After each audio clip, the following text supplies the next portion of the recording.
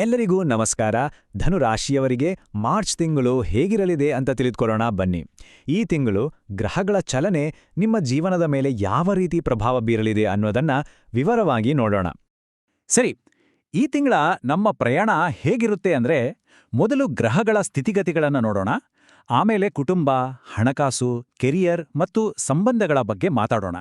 ಹಾಗೆ ಒಂದು ನಿರ್ದಿಷ್ಟ ಸಮಯದಲ್ಲಿ ಯಾಕೆ ಜಾಗರೂಕರಾಗಿರಬೇಕು ಅಂತನೂ ಹೇಳ್ತೀನಿ. ಕೊನೆಯಲ್ಲಿ ಆರೋಗ್ಯ ಮತ್ತು ಈ ತಿಂಗಳ ಒಟ್ಟಾರೆ ಸಾರಾಂಶದೊಂದಿಗೆ ಮುಗಿಸೋಣ. ಹಾಗಾದ್ರೆ ಶುರು ಮಾಡೋಣ ಅಲ್ವಾ? ಮೊದಲಿಗೆ ಈ ತಿಂಗಳ ಆಟವನ್ನ ಯಾವ ಗ್ರಹಗಳು ಆಡ್ಲಿವೆ ಅಂತ ನೋಡೋಣ. ಏಕೆಂದ್ರೆ ಪ್ರಮುಖ ಗ್ರಹಗಳ ಸಂಚಾರವೇ ನಮ್ಮ ತಿಂಗಳ ಅನುಭವವನ್ನು ನಿರ್ಧರಿಸುತ್ತೆ. ಮಾರ್ಚ್ ತಿಂಗಳಲ್ಲಿ 3 ಮುಖ್ಯವಾದ ಗ್ರಹ ಬದಲಾವಣೆಗಳಿವೆ ನೋಡಿ. ಮಾರ್ಚ್ 1ನೇ ತಾರೀಕು ಶುಕ್ರ, 14ನೇ ತಾರೀಕು ಸೂರ್ಯ ಮತ್ತೆ 25ನೇ ತಾರೀಕು ಶುಕ್ರ ಮತ್ತೊಮ್ಮೆ ರಾಶಿ ಬದಲಾಯಿಸ್ತಾನೆ.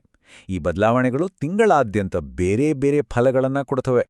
ಈ ತಿಂಗಳ ಆರಂಭವೇ ತುಂಬಾನೇ ಸ್ಟ್ರಾಂಗ್ ಆಗಿದೆ ಅಂತ ಹೇಳ್ಬೋದು. ಯಾಕಂದ್ರೆ ಧನುರಾಶಿಯವರಿಗೆ ಗುರುಬಲ ಅತ್ಯುತ್ತಮವಾಗಿದೆ, ಹಾಗೆ ಶನಿಯೂ ಕೂಡ ತುಂಬಾ ಒಳ್ಳೆ ಸ್ಥಾನದಲ್ಲಿದ್ದಾನೆ. ಹಾಗಾಗಿ ತುಂಬಾ ದಿನದಿಂದ ಪೆಂಡಿಂಗ್ ಇದ್ದ ಕೆಲಸಗಳನ್ನ ಮುಗಿಸೋಕೆ ಇದು ಅದ್ಭುತವಾದ ಸಮಯ. ಸರಿ, ಈಗ ಕುಟುಂಬ ಮತ್ತು ಹಣಕಾಸಿನ ವಿಚಾರಕ್ಕೆ ಬರೋಣ. ಇಲ್ಲಿ ಒಂದು ಕಡೆ ಖುಷಿ ಇದ್ರೆ ಇನ್ನೊಂದು ಕಡೆ ಸ್ವಲ್ಪ ಜಾಗ್ರತೆನೂ ಬೇಕು. ಕುಟುಂಬದಲ್ಲಿ ವಾತಾವರಣ ತುಂಬಾ ಚೆನ್ನಾಗಿರುತ್ತೆ, ನೆಮ್ಮದಿ ಶಾಂತಿ ಇರುತ್ತೆ. ಅದರಲ್ಲೂ ಒಡಹುಟ್ಟಿದವರ ಜೊತೆ ಸಂಬಂಧ ಅಂತೂ ಇನ್ನೂ ಗಟ್ಟಿಯಾಗುತ್ತೆ, ಪರಸ್ಪರ ಸಹಾಯ ಕೂಡ ಸಿಗುತ್ತೆ.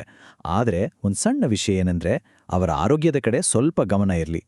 ಇನ್ನು ಹಣಕಾಸಿನ ವಿಚಾರ, ಇದು ಈ ತಿಂಗಳು ಡಬಲ್ ಸೈಡೆಡ್ ಕಾಯಿನ್ ಇದ್ದಾಗೆ.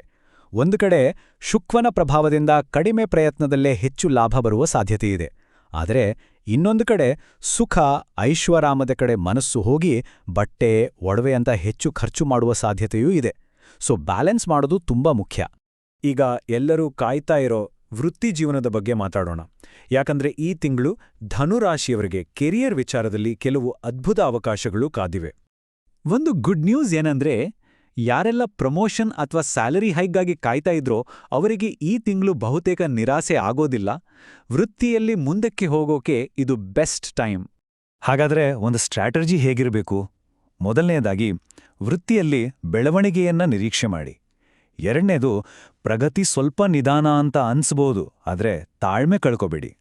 ಇನ್ನು ಏನಾದ್ರೂ ದೊಡ್ಡ ಬದಲಾವಣೆ ಅಂದ್ರೆ ಹೊಸ ಕೆಲ್ಸಕ್ಕೆ ಸೇರೋದು ಅಥವಾ ಬಿಸ್ನೆಸ್ ಶುರು ಮಾಡೋದಿದ್ರೆ ಯುಗಾದಿ ಹಬ್ಬದ ನಂತರ ಪ್ಲಾನ್ ಮಾಡೋದು ಒಳ್ಳೆಯದು. ಈಗ ಮಾತಾಡ್ತಾ ಇರೋದು ಈ ತಿಂಗಳ ಅಷ್ಟೇ ಅಲ್ಲ, ಮುಂದಿನ 2 ವರ್ಷಗಳ ಒಂದು ಹೈಲೈಟ್ ಅಂತಾನೆ ಹೇಳ್ಬೋದು. ಅದುವೇ ವಿವಾಹ ಮತ್ತು ಸಂಬಂಧಗಳ ವಿಚಾರ. ಹೌದು, ಇದು ಅಕ್ಷರಶಃ ಸತ್ಯ. ವಿವಾಹಕ್ಕೆ ಇದಕ್ಕಿಂತ ಒಳ್ಳೆಯ ಸಮಯ ಸಿಗೋದು ಕಷ್ಟ. ಗ್ರಹಗಳ ಸಂಯೋಜನೆ, ಅದ್ರಲ್ಲೂ ಗುರುಬಲ ನೇರವಾಗಿ ನಿಮ್ಮ ವೈವಾಹಿಕ ಜೀವನದ ಸ್ಥಾನದ ಮೇಲೆ ಇರೋದ್ರಿಂದ ಇದು ಮದುವೆಗೆ ಒಂದು ಗೋಲ್ಡನ್ ಪೀರಿಯಡ್. ನೋಡಿ, ಈ ಅದ್ಭುತವಾದ ಗುರುಬಲ ಸುಮಾರು 2 ವರ್ಷಗಳ ಕಾಲ ಇರುತ್ತೆ. ಯಾಕಿದಿಷ್ಟು ಮುಖ್ಯ ಅಂದ್ರೆ, ಇದರ ನಂತರ ಪಂಚಮ ಶನಿ ಶುರುವಾಗುತ್ತೆ. ಆಗ ವಿಷಯಗಳು ಸ್ವಲ್ಪ ವಿಳಂಬವಾಗಬಹುದು. ಹಾಗಾಗಿ ಈ ಅವಕಾಶವನ್ನ ಸರಿಯಾಗಿ ಬಳಸ್ಕೊಳ್ಳಿ. ಇದು ಬರೀ ಹೊಸದಾಗಿ ಮದುವೆಯಾಗೋರ್ಗೆ ಅಷ್ಟೇ ಅಲ್ಲ, ಈಗಾಗಲೇ ಮದುವೆ ಆಗಿರೋರ್ಗೂ ದಾಂಪತ್ಯದಲ್ಲಿ ಪ್ರೀತಿ ಸಾಮರಸ್ಯ ಹೆಚ್ಚಾಗತ್ತೆ. ಹಾಗೆ ಸಂತಾನ ಭಾಗ್ಯ ಬಯಸೋರ್ಗೂ ಶುಭ ಸುದ್ದಿ ಕೇಳ್ಬರುವ ಸಾಧ್ಯತೆ ತುಂಬಾನೇ ಇದೆ.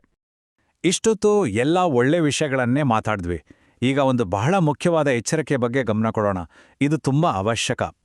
ಹಾಗಾದರೆ ಈ ಒಂದು ತಿಂಗಳ ಅವಧಿಯಲ್ಲಿ ಅಂದ್ರೆ ಮಾರ್ಚ್ 14ರಿಂದ ಏಪ್ರಿಲ್ 14ರವರೆಗೆ ಯಾವ ವಿಷಯದಲ್ಲಿ ಹೆಚ್ಚು ಜಾಗರೂಕರಾಗಿರಬೇಕು? ಈ ಎಚ್ಚರಿಕೆಗೆ ಕಾರಣ ಸೂರ್ಯ ಶನಿ ಸಂಯೋಗ. ಇವರಿಬ್ರು ಒಟ್ಟಿಗೆ ಸುಖಸ್ಥಾನವಾದ 4ನೇ ಮನೆಯಲ್ಲಿರ್ತಾರೆ. 4ನೇ ಮನೆ ಅಂದ್ರೆ ಆಸ್ತಿ, ವಾಹನ, ತಾಯಿ, ಮನಃಶಾಂತಿ. ಇಲ್ಲಿ ಇವರಿಬ್ರು ಸೇರಿನಾಗ ಕೆಲವು ಕಡೆ ಸವಾಲುಗಳು ಎದುರಾಗಬಹುದು. ಹಾಗಾಗಿ ಈ ಒಂದು ತಿಂಗಳ ಕಾಲ ಹೊಸ ಆಸ್ತಿ ಅಥವಾ ವಾಹನ ಖರೀದಿ ಮಾಡೋದು ಬೇಡ. ಡ್ರೈವಿಂಗ್ ಮಾಡುವಾಗ ತುಂಬ ಜಾಗ್ರತೆ ಇರಲಿ. ವಿಶೇಷವಾಗಿ ತಂದೆಯವರ ಆರೋಗ್ಯದ ಕಡೆ ಹೆಚ್ಚು ಗಮನ ಇರಲಿ. ಮಾತಿನಲ್ಲಿ ಹಿಡಿತ ಇಟ್ಕೊಳ್ಳಿ, ಇಲ್ಲದಿದ್ರೆ ಅಹಂಕಾರದಿಂದ ಸಂಘರ್ಷಗಳಾಗಬಹುದು. ಸರಿ, ಈಗ ನಾವು ಕೊನೆಯ ಭಾಗಕ್ಕೆ ಬಂದಿದ್ದೇವೆ. ಈ ತಿಂಗಳ ಆರೋಗ್ಯ ಹೇಗಿರಲಿದೆ ಮತ್ತೆ ಒಟ್ಟಾರೆ ಸಾರಾಂಶ ಏನು ಅಂತ ನೋಡೋಣ ಬನ್ನಿ. ಒಂದು ಒಳ್ಳೆ ವಿಷಯ ಏನಂದ್ರೆ, ಧನುರಾಶಿಯವರಿಗೆ ಆರೋಗ್ಯದ ವಿಚಾರದಲ್ಲಿ ಈ ತಿಂಗಳು ಯಾವುದೇ ಚಿಂತೆ ಬೇಡ. ಆರೋಗ್ಯ ತುಂಬಾ ಚೆನ್ನಾಗಿರುತ್ತೆ, ಯಾವುದೇ ದೊಡ್ಡ ಸಮಸ್ಯೆಗಳು ಕಾಣಿಸ್ತಾ ಇಲ್ಲ. ಒಂದು ವೇಳೆ ಏನಾದರೂ ಸಣ್ಣಪುಟ್ಟ ಅಡೆತಡೆಗಳು ಬಂದ್ರೆ ಅದಕ್ಕೊಂದು ಸರಳ ಪರಿಹಾರ ಅಂದ್ರೆ ಲಕ್ಷ್ಮೀ ನರಸಿಂಹ ಸ್ತೋತ್ರವನ್ನು ಪಠಿಸೋದು. ಇದರಿಂದ ಮನಸ್ಸಿಗೆ ಶಕ್ತಿ ಮತ್ತು ಸಕಾರಾತ್ಮಕ ಪರಿಣಾಮಗಳು ಸಿಗ್ತವೆ. ಹಾಗಾದ್ರೆ ಈ ತಿಂಗಳ ಸಮ್ಮರಿ ಏನು? 3 ಅದ್ಭುತ ಅವಕಾಶಗಳು: ವಿವಾಹ, ಕರಿಯರ್ ಪ್ರಮೋಷನ್ ಮತ್ತು ಹಣಕಾಸಿನ ಲಾಭ. ಇನ್ನು 2 ಮುಖ್ಯ ಎಚ್ಚರಿಕೆಗಳು: ಮಾರ್ಚ್ 14ರಿಂದ ಏಪ್ರಿಲ್ 14ರವರೆಗಿನ ಸಮಯ ಮತ್ತು ಪೋಷಕರ ಆರೋಗ್ಯ. ಇವೆರಡರ ಬಗ್ಗೆ ಗಮನವಿರಲಿ. ಸರಿ, ಈಗ ಈ ತಿಂಗಳ ಒಂದು ಬ್ಲೂಪ್ರಿಂಟ್ ಸಿಕ್ಕಿದಲ್ವಾ? ಇದನ್ನ ಮನಸ್ಸಲ್ಲಿ ಇಟ್ಕೊಂಡು ಈ ಮಾರ್ಚ್ ತಿಂಗಳಲ್ಲಿ ಯಾವ ಒಂದು ಗುರಿಯ ಮೇಲೆ ಹೆಚ್ಚು ಗಮನ ಹರಿಸಬೇಕು ಅಂತ ಯೋಚಿಸಿ. ಎಲ್ಲರಿಗೂ ಒಳ್ಳೆಯದಾಗ್ಲಿ. ಧನ್ಯವಾದಗಳು.